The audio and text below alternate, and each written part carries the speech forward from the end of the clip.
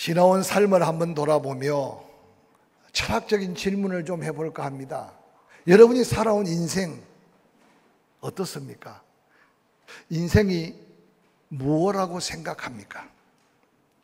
고통만 있다면 그 인생도 살 의미가 없어서 인생 스스로 서막을 내리는 사람도 때때로 우리 주변에 안타깝게 합니다.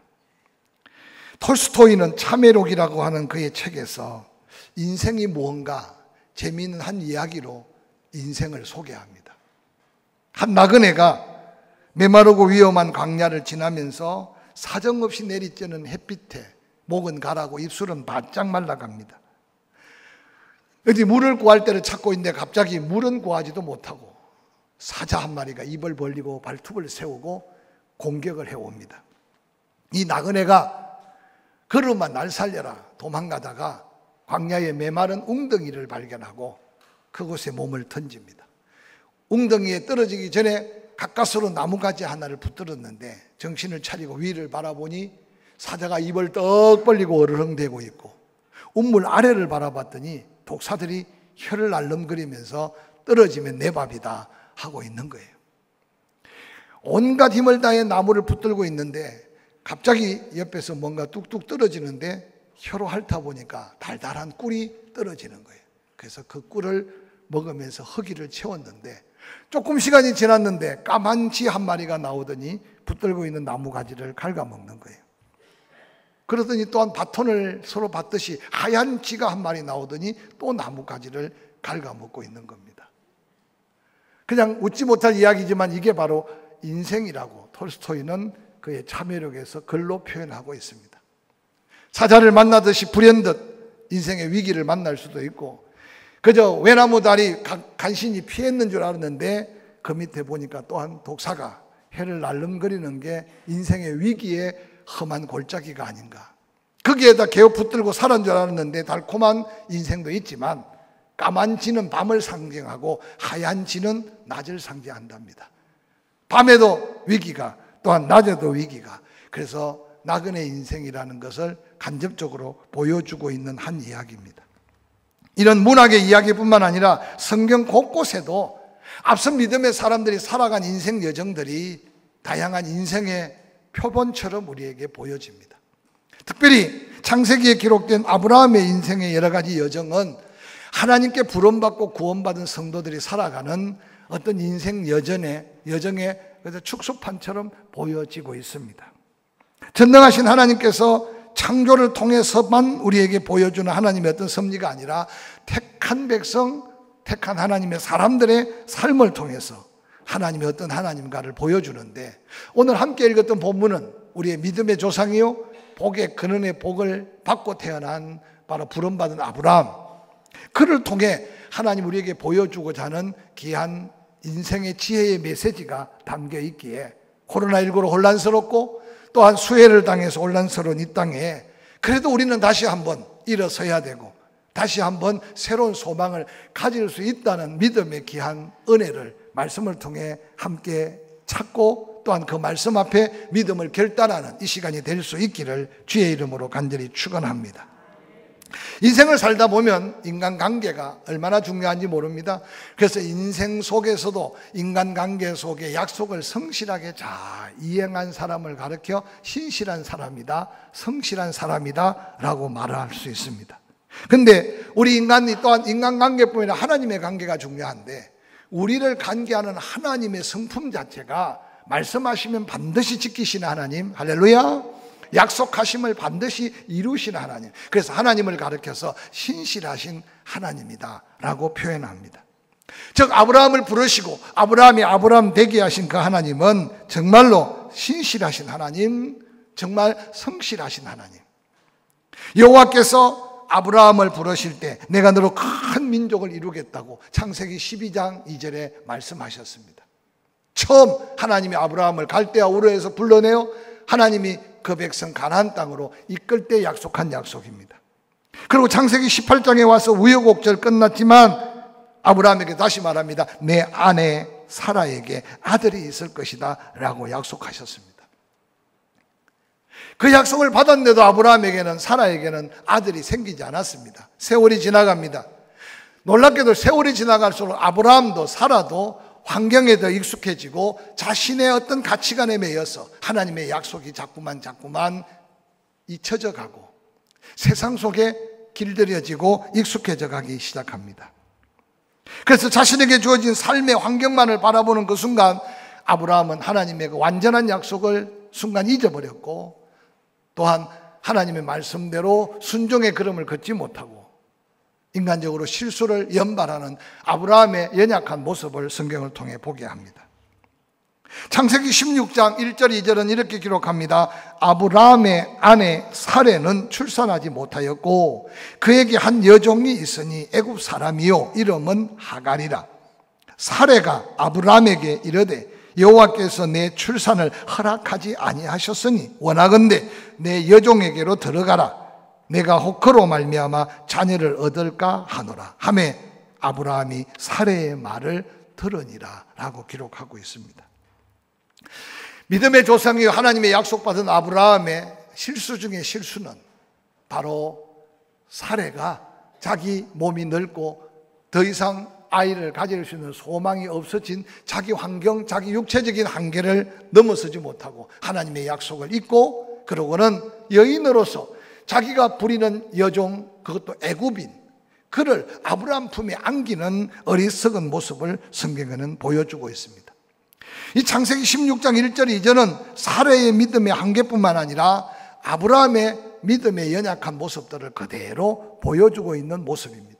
사랑하는 성도 여러분, 우리의 생각이 얼마나 중요한지를 아시기 바랍니다. 우리가 판단하는 판단이 얼마나 중요한 결과를 가져오는지 끊임없이 느껴가면서 환경만 바라보고 나의 한계만 바라보고 내가 할 수 없으니 모든 것을 포기할 수밖에 없다는 나약함에 믿음을 갖지 못한다면 우리 인생은 오늘 실수투성인 아브라함의 현장 속에 우리의 모습을 그대로 발견하게 될 것입니다. 아브라함과 사레 믿음의 한계를 극복하지 못하고 환경에 매여 있을 때, 그러나 변함없는 하나님, 신실한 하나님은 여전히 하나님 당신의 뜻을 이루어가고 있는 것을 볼 수 있습니다. 창세기 21장 6절에 보니까 사라가 이르되 하나님이 나를 웃게 하시더니 듣는 자가 다 나와 함께 웃으리로다. 우리가 지난 주간에도 함께 말씀을 묵상했지만 아브라함도 웃었고 사라도 웃었습니다. 아브라함의 웃음을 창세기 17장 17절 18절은 이렇게 말합니다. 아브라함이 엎드려 웃으며 마음으로 이르되 100세 된 사람이 어찌 자식을 낳을까? 사라는 99세니 어찌 출산하리요? 하고 아브라함이 하나님이 내년에 아들 낳겠다는 그 말을 듣자마자 뭐라고 말합니까? 아이고 무슨 말씀입니까? 내 나이 100세, 내 아내 나이 99세인데 무슨 아이를 낳는다는 말입니까? 이미 만들어 놓은 이스마엘이나 그냥 잘 키우도록 도와주십시오. 이게 오늘 아브라함의 모습입니다. 여러분, 아브라함의 웃음 속에는 불신앙의 웃음, 하나님을 조롱하며 비웃는 믿음 없는 아브라함의 웃음을 한번 연상해 보시길 바랍니다. 그것으로 끝나지 않습니다. 창세기 18장 12절 13절에 보니까 사라가 속으로 웃고 이르되 내가 노쇠하였고 내 주인도 늙었으니 내게 무슨 즐거움이 있으리요? 여호와께서 아브라함에게 이르시되 사라가 왜 웃으며 이르기를 내가 늙었거늘 어떻게 아들을 낳으리요 하느냐? 저는 이 본문의 말씀을 묵상하면서 하나님의 은혜를 잊고 믿음의 조상으로 구별되었지만 환경에 자기의 삶의 한계 속에 갇혀있는 아브라함의 웃음, 사라의 그 웃음은 무슨 영광을 보며 무슨 은혜를 입을 믿음의 모습입니까? 근데 놀랍게도 하나님은 그들의 웃음, 비웃음의 웃음, 불신앙의 웃음, 조롱의 웃음까지도 오늘 사라가 고백하는 이삭을 낳고 난 고백이 뭡니까? 나를 웃게 하시더니 웃기시더니 진짜 웃게 하시네요. 그 하나님이 바로 아브라함의 하나님, 사라에게 은혜를 베푸신 하나님이라는 사실을 기억하시기를 주의 이름으로 간절히 축원합니다. 결론적인 이야기지만 아브라함은 그런 가운데 한 가지 두 가지 은혜를 덧입으면서 그가 처음 부름받을 때는 유목민으로 떠돌이 생활을 하고 있습니다. 오늘 본문에 브엘세바에 오기 전에 그랄이라는 곳에 가서 애굽에서 팔아먹었던 아내를 다시 한번 그랄 왕 아비멜렉에게 아내가 아니라 누이라고 해서 또 심각한 위기를 만나게 그러나 하나님은 아브라함과 함께 하셔서 결국은 아브라함이 브엘세바로 올라와 오늘 그 많은 은혜를 함께 가슴에 담고, 세상은 한계 속에 불가능의 여러 가지 조건이 있지만 하나님은 여전히 내 편, 하나님은 여전히 은혜로 인도하셨다. 이제 내가 떠돌아다니는 방랑객 유목 생활이 아니라 이 브엘세바의 자리를 잡고 내가 영원한 하나님, 영원토록 그 하나님을 섬기리라. 그리고 에셀 나무를 심고 있는 기념식수의 현장이 오늘 본문에 읽었던 현장이에요. 아브라함에게 그 감격의 결단, 그 감격의 믿음의 고백이 있게 된 것은 바로 불신앙, 비웃고 조롱하고 웃었는데 하나님은 그 웃음까지도 바꾸어서 진짜 기쁨의 웃음이 되게 하신 하나님이 에셀 나무를 그곳에 심고 영원한 하나님을 섬길 수 있는 아브라함의 믿음이 되었다는 사실을 본문은 우리에게 일깨워 줍니다. 사랑하는 성도 여러분, 하나님은 잉태하지 못하고 나이임이 넓은 이 사라에게 웃음을 주셨습니다. 사망과 소망 없고 불임의 결박을 하나님은 깨트려 주셨습니다. 그래서 그 하나님의 은혜로 사라도 다시 웃고 아브라함도 다시 웃고, 사라가 고백하기를 사라가 아들 낳았다는 이 소문을 듣는 사람마다 모두가 다 웃게 될 것이다. 그러고 하나님은 그 낳은 아들까지도 웃음이라는 뜻을 가진 이삭이라는 이름을 지어줬는데, 아브라함은 그 아들의 이름을 하나님이 지어준 이삭이라고 부를 때마다 하나님은 웃기시는 하나님이다. 이삭 부를 때마다 내 믿음과 상관없고 내가 생각했던 생각과 상관없이 하나님은 은혜 베푸신 하나님, 우리를 웃게 하신 하나님, 저는 그 하나님이 바로 아브라함으로 하여금 하나님이 영원한 하나님 되심을 고백하는 에셀 나무를 심는 믿음의 결단의 고백이 되신 하나님인 것을 성경은 우리에게 가르쳐주고 있습니다. 요즘 뉴스를 보십시오. 방송을 하는 아나운서나 거기에 인터뷰를 하는 사람이나 죄송하지만 전부 다 얼굴이 죽은 쌍이에요. 뭐 코로나19로 난리고 홍수가 나서 난리인데 누가 웃으면서 인터뷰할 사람이 있겠습니까마는, 그러나 이 삶의 모습이 오늘 이 세상의 모습인 것을 우리는 좀 깨달아야 됩니다. 하나님은 비웃고 조롱하는 자의 웃음까지도 진정한 웃음으로 바꾸신 하나님이라면 슬픔 속에 있는 사람도 기쁨으로, 절망 속에 있는 사람에게도 소망으로, 바로 그 하나님이 에셀 나무를 심게 했던 아브라함의 하나님, 그 하나님이 오늘 이 민족의 하나님인 것을 우리가 깨달아 우리가 먼저 그 기쁨을 누리면서 이웃에게 그 은혜를 나누는 이웃의 은혜와 축복의 통로가 되기를 주의 이름으로 간절히 축원합니다. 훗날의 믿음의 후손들이 아브라함과 사라의 믿음을 이렇게 소개합니다. 히브리서 11장 11절에 믿음으로 사라 자신도 나이가 많아 단산하였으나 잉태할 수 있는 힘을 얻었으니 이는 약속하신 이를 미쁘신 줄 알았습니다. 이러므로 죽은 자와 같은 한 사람으로 말미암아 하늘의 허다한 별과 또 해변의 무수한 모래와 같이 많은 후손을 생육하였느니라 라고 말합니다. 사라의 믿음 때문입니까? 아브라함의 믿음 때문입니까? 그들의 웃음까지 바꾸는 신실한 그 하나님을 다시 한번 바라보면서 우리의 삶의 자리에 그 믿음의 결단, 감사의 고백, 영원하도록 그 하나님이 나의 하나님 되심을 고백하는 에셀나무 기념식수가 여러분 마당에 나무 한 그루 심는 게 아니라 우리 가슴 속 믿음의 새길 아름다운 고백이 될 수 있기를 주의 이름으로 간절히 축원합니다. 이 고비가 지난 후에 아이를 키워갑니다. 창세기 21장 9절에 보니까 사라가 어느 날 본적 아브라함의 아들 애굽 여인 하갈이 낳은 아들 바로 이스마엘이 이삭을 놀리는지라. 그가 아브라함에게 말합니다. 이 여종과 그 아들을 내쫓아라. 이 여종의 아들은 내 아들 이삭과 함께 기업을 얻지 못하리라 하므로 아브라함이 그의 아들로 말미암아 그 일에 매우 근심이 되었습니다. 하나님이 아브라함에게 이르되 내 음이나 내 아이나 내 여종으로 말미암아 근심하지 말고 사라가 내게 이런 말을 다 들으라. 이삭에게서 나는 자라야 내 시라 부를 것입니다. 하나님의 은혜를 덧입고 여러분 비웃음의 웃음 속에 진정한 웃음을 가졌으나 그 가정에 다시 파란만장한 말이 그렇지 여러분요. 아브라함의 씨로 낳은 아들 이스마엘, 또한 아브라함이 사라를 통해 낳은 이삭, 다 아버지 아브라함으로 볼 때 자식 아닙니까? 근데 어느 날 함께 살 수 없는 지경이 이르렀어요. 저는 이 말씀을 묵상하다가 우리가 정말 하나님의 은혜 속에 감격과 믿음의 고백으로 에셀나무를 심을 수 있는 믿음이 되려면 육의 것과 영의 것을 구별할 수 있어야 되고, 땅의 것과 하늘의 것을 구별할 수 있어야 되고, 진리와 비진리를 구별할 수 있어야 되고. 할렐루야. 근데 오늘 세상 보십시오. 모두가 다 뒤죽박죽 그냥 잘 살아보자는 거예요. 여러분, 예배 드리다 나가면 안내 데스크에 지금 차별금지법 속에 여러 가지 악법 조항을 아주 그림으로 잘 표현해 놓은 프린터물을 하나 놓았습니다. 꼭 한 장씩 가져가면서 보십시오. 정말 약자를 위한 법인가? 정말 소수자를 위한, 인격을 위한 법인가?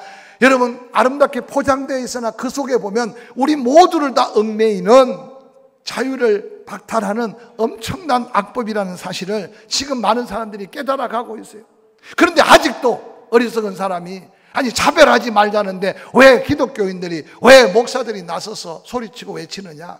여러분, 제일 차별하지 않는 게 교회고 하나님의 말씀이고 하나님의 진리예요. 할렐루야.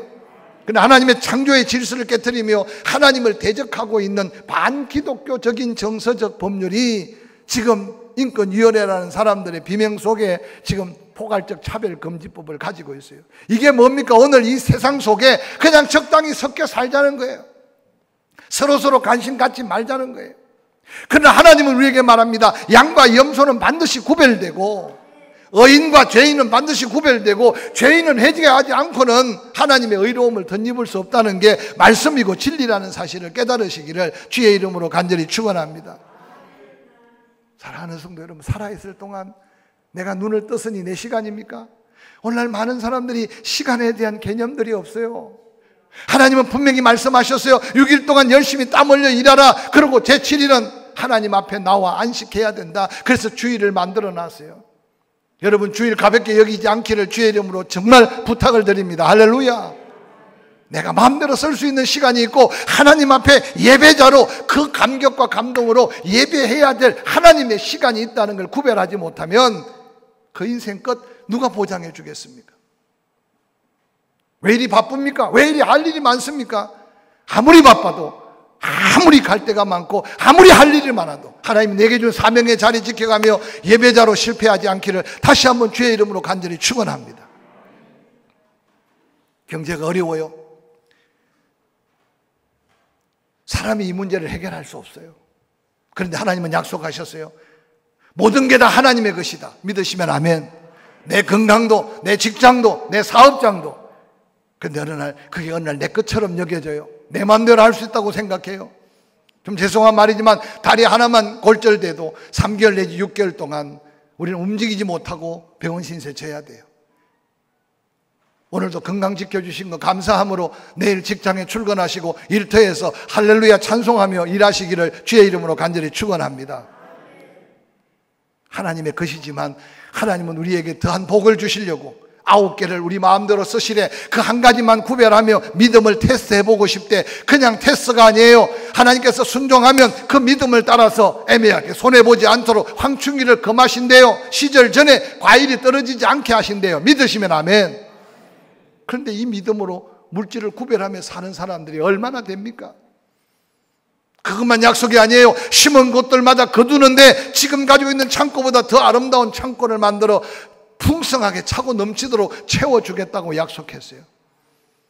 이제 우리가 이런 시절에 다시 한번 오늘 아브라함에게 내 아내 사라의 말을 들으라는 말은 남자들이여 여자 말만 듣고 살아라 되는 말이 아니라 하나님의 뜻, 하나님의 진리, 하나님의 원칙과 방법을 그대로 순종하며 믿음으로 살라고 하는 하나님의 거룩한 도전임을 잊지 않으시기를 주의 이름으로 간절히 축원합니다.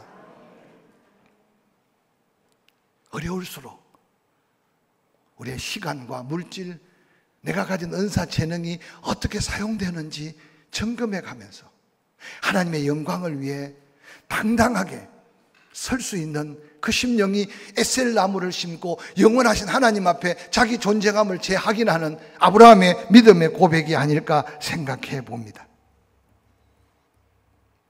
사랑하는 성도 여러분, 훗날에 믿음의 사람들은 로마서에 아브라함과 그의 믿음을 이렇게 소개합니다. 로마서 4장 18절에 아브라함이 바랄 수 없는 중에 바라고 믿었으니 이는 내 후손이 이와 같으리라 하신 말씀대로 많은 민족의 조상이 되게 하려 하심이라.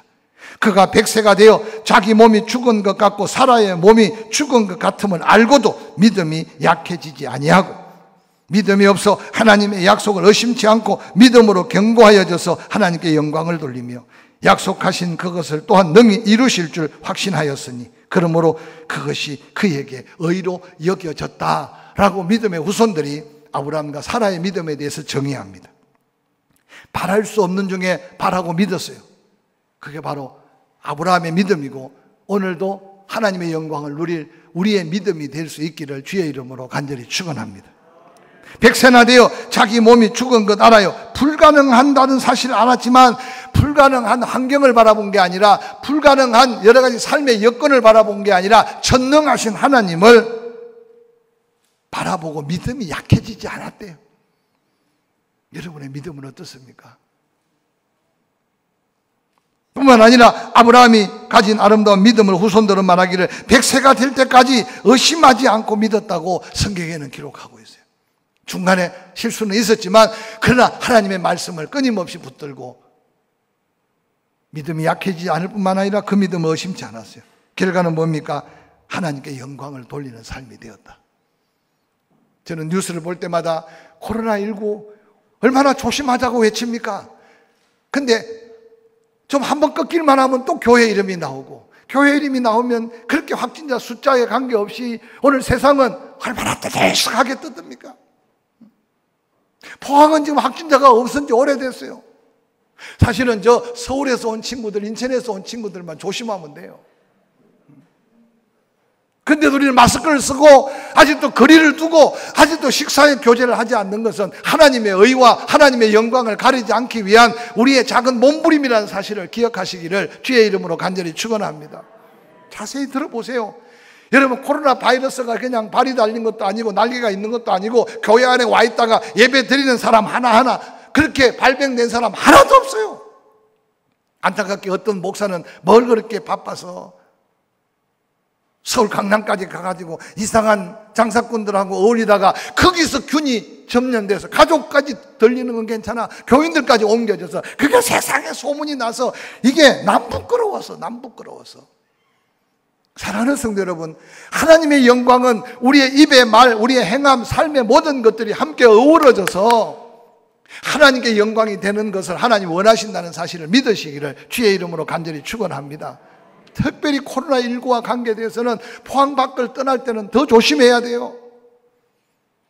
예배 드릴 때는 거리 두기를 하고 예배 드릴 때는 마스크를 쓰고 있으면서 식당 가서 그냥 펑퍼짐하게 내 마음대로 떠들다가 어느 날 코로나가 감염되어서 함께 예배 드려서 이웃에게 감염되면 또 우리는 하나님의 영광을 가리게 돼 있어요. 그래서 세상 사람들보다 예배자로서 우리는 더 조심하고 할렐루야 더 철저하게 하나님의 영광 가리지 않아야 함을 기억하시기를 주의 이름으로 간절히 축원합니다.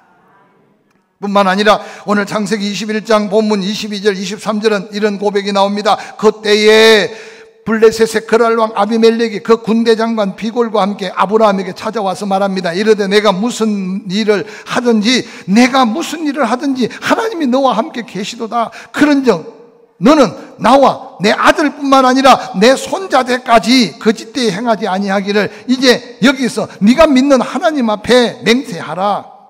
내가 내게 후대한 것처럼 너도 나와 나의 머무는 이곳에서 그렇게 후대하기를 바란다. 여러분, 사실은요, 아비멜렉에게 아브라함이 얼마나 큰 수치를 당하고 그리고 그 힘센 종들이 와서 아브라함의 운물을 가로막고 고통을 당했는지 몰라요. 그런데 어느 날 아비멜렉이 아브라함의 아내 사라를 품으려고 하다가 하나님의 진노가 얼마나 엄중했던지, 그리고 자세히 살펴보니 아브라함이 가는 곳마다 하는 일마다 하나님이 아브라함과 함께 하는 걸 세상에 가장 악한 자도 그 눈에 보였다는 거예요. 그러면서 오늘 아비멜렉이 아브라함에게 뭐라고 말합니까? 내가 무슨 일을 하든지 하나님이 너와 함께 계시는 걸 내가 보았다. 할렐루야.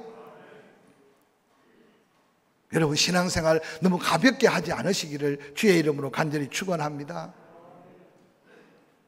자녀를 둔 부모들이요, 여러분의 영적인 모습을 자녀들이 본받아 갈 만한 아름다운 믿음을 가지시기를 주의 이름으로 간절히 축원합니다. 세상에 악한 자들도 다 보고 있다니까요. 네가 어디로 가든지 무슨 일을 하든지 하나님이 너와 함께 계시는 걸 봤다. 여러분, 강한 자가 약한 자에게 화친을 청하는 게 어디 있습니까? 그런데 오늘 이 아비멜렉과 군대장관 비골은 아브라함 배후에 있는 하나님의 역사를 보게 된 거예요. 저는 이 민족이 살려면 하나님이 여기까지 인도하신 여호와 이레 하나님을 잊어서는 아니 돼요. 할렐루야.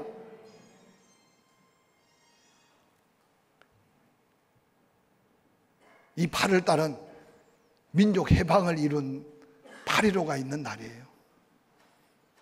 늘 강조하지만요, 은혜는 잊어버리면 안 되는 거예요. 특별히 이 민족은 하나님의 은혜를 잊어버리면 안 돼요. 근데 믿지 않는 사람은 내놓으라 하고 믿는 여러분들이라도 하나님의 은혜의 가치를 얼마나 소중하게 여기며 사는지 한번 살펴보시길 바랍니다. 세상 사람들이 안 보는 것 같아도 보고 있고 세상 사람들이 말 안 하는 것 같아도 말하는데, 오늘 저는 이 민족이 살려면 이 민족이 믿지 않는 자들이 아비멜렉의 고백이 그들의 입에 있기 위해서 우리는 더욱더 믿음으로 하나님의 은혜 안에 살아야 할 믿음의 사명이 있음을 잊지 않으시기를 주의 이름으로 간절히 축원합니다. 그래도 보이지 않게 하나님이 이 민족을 이만큼 축복하셔서 우리가 어떻게 일본과 어깨를 맞대고 어떻게 중국과 맞짱을 뜰 수 있겠습니까? 맞짱을 뜬다는 말이 좀 어색하지만 경제적인 어떤 대국을 이루어서 함께 힘을 겨룰 수 있는 것은 하나님의 은혜지. 할렐루야. 그러므로 이 나라가 하나님의 은혜 안에 단단히 서기 위해서는 성도들 심령에 오늘 이 아브라함이 심었던 에셀 나무를 심은 심령의 고백과 간정이 우리 심령에 쌓여 있어야만 가능하다니까요. 네가 무슨 일을 하든지 하나님이 너와 함께 계신 걸 내가 본다. 미국의 역대 퍼스트 레이디 중에 가장 많은 사람에게 호감을 받는 여인인데 그가 바로 엘리너 루즈벨트라고 말합니다. 그 엘리너 루즈벨트는 특별히 밝은 얼굴로 많은 사람에게 기쁨을 준 여인이라고 말합니다. 그런데 그 밝은 표정 뒤에 그가 10살 때 고아가 되었다는 사실을 아는 사람은 많지 않답니다. 얼마나 가난하고 어려웠던지 한 끼의 식사를 위해서 혹독한 일을 수없이 감당해야 했고, 그가 돈이 뭐냐고 말하는 말 속에 그 인생의 고통이 담겨 있어요. 돈이 뭐냐? 땀과 눈물의 종이 조각이다 라고 이 엘리너는 그렇게 고백했다고 합니다. 근데 그 엘리너가 백악관의 퍼스트 레이디가 되기까지 그가 가지고 있던 인생의 가장 중요한 장점이 하나 있었는데, 그는 바로 긍정적인 생각, 늘 긍정적인 말, 그것이 바로 이 엘리너가 루즈벨트의 아내가 되고 퍼스트 레이디가 되게 된 이유였답니다. 그는 6자녀를 키웠는데 어떻게 한 자녀가 갑자기 죽음을 맞이하게 됐답니다. 기자가 그렇게 물었대요. 얼마나 슬픕니까? 그런데 그 엘리너는 이런 고백을 남겼답니다. 아직도 내가 사랑해야 될 5자녀가 있는 것이 감사합니다. 우리의 표현과 이 세상 사람들의, 보통 사람들 표현과 다르지 않지 않습니까? 그리고 루즈벨트 대통령이 임기 말년에 관절염을 심하게 앓아서 이제 휠체어를 타지 않으면 지문을 볼 수 없는 그런 장애를 입게 되었답니다. 한 번은 루즈벨트가 그 휠체어를 끄는 아내 엘리너에게 물었답니다. 내가 지금 이렇게 제대로 걷지도 못하고 이제 장애를 입었는데도 나를 사랑하오라고 물었답니다. 그런데 그때 엘리너의 고백은 미국 사람들에게 많은 감동을 줬대요. 내가 한 번도 당신 다리를 사랑한 적이 없다. 당신의 다리 때문에 내가 사랑하고 사랑하지 않고 그게 아니라는 거죠. 사랑하는 성도 여러분, 믿음의 사람은 믿음의 말을 하고, 믿음의 사람은 믿음의 행동을 하고, 믿음의 사람은 믿음의 삶을 통해 하나님이 영광을 드러낼 때 세상 사람들의 입을 통해 하나님이 너와 함께 하는 걸 우리가 안다, 본다. 그러니 그 하나님 앞에 우리와 화목하게 지내도록 이 시간 맹세하라는 이 아비멜렉의 맹세를 들으면서, 지금까지 아브라함은요, 갈대아 우르를 떠나서 계속 방랑자의 인생을 살았어요. 세겜에서도 헤브론에서도 그리고 그랄까지 또 피해갔다가 애국까지 가서 숙문을 당하고, 그런데 놀랍게도 오늘 본문에 브엘세바에 에셀나무를 심으면서 떠돌이 생활을 종식하고 이곳에서 영원하신 그 하나님만 바라보고 그 하나님을 섬기겠다고 결단한 장소가 바로 브엘세바 입구 에셀나무.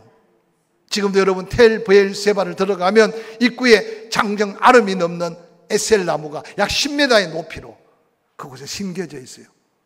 아브라함이 심은 에셀나무는 아니겠지만 이 말씀 따라서 끊임없이 그 후세대들이 아브라함이 심은 나무가 죽고 난 다음에 아마 이삭이 또 심고, 그러고는 지금 또 심고, 그래서 지금 텔 브엘세바에 가면 아름다리가 넣는 에셀나무가 새 그루가 지금 쫙 버티고 있어요. 저는 그 에셀나무를 볼 때마다 아브라함이 이곳에 우여곡절 많고 실수도 많고 허물도 많았지만 그 하나님이 나의 하나님, 그 하나님은 영원하신 하나님, 내가 그 하나님을 영원히 섬기리라. 그리고 심었던 그 에셀나무가 우리 심령에도 우리 삶에도 다시 한번 그 에셀나무를 심으면서 고백하면서 이 민족이 더한 하나님의 은혜 안에 하나님의 영광을 누리는 아름다운 믿음의 역사를 기대하면서 이 8.15를 다시 한번 잊지 않을 하나님의 은혜 앞에 나아가는 저와 여러분이 될 수 있기를 주의 이름으로 간절히 축원합니다.